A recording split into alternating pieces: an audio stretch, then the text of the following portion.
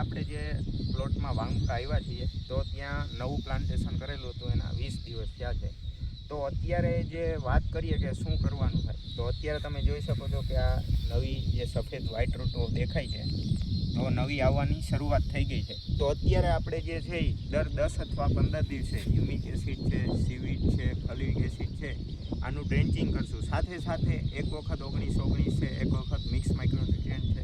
આ રીતનું જે ડ્રેન્ચિંગ કરશું તો શરૂઆતથી જ આપણો રોપો મજબૂત થશે અને શરૂઆતમાં જ સારો એવો ગ્રોથ પકડશે.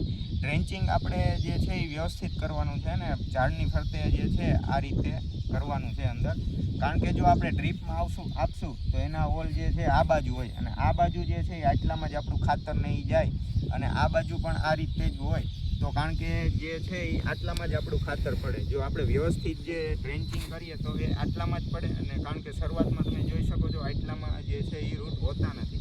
તો શરૂઆતમાં જે છે એ ડ્રેન્ચિંગ કરવું જોઈએ. જો તમે ડ્રીપ દ્વારા આપશો તો એ ખોટું જે છે એ તમારું ખાતર જે છે એ વ્યર્થ જાય છે અને સરખો એનો ઉપયોગ નહીં થઈ શકે. તે માટે આપણે જે છે એ ડ્રેન્ચિંગ જ કરવાનું છે. થોડો આપને એવું લાગશે કે ભાઈ મજૂરી થોડીક ચડી જાય, પરંતુ જે ઝાડની થડની આસપાસ આપો તો એકદમ વ્યવસ્થિત એનું કાર્ય થઈ શકે. આભાર.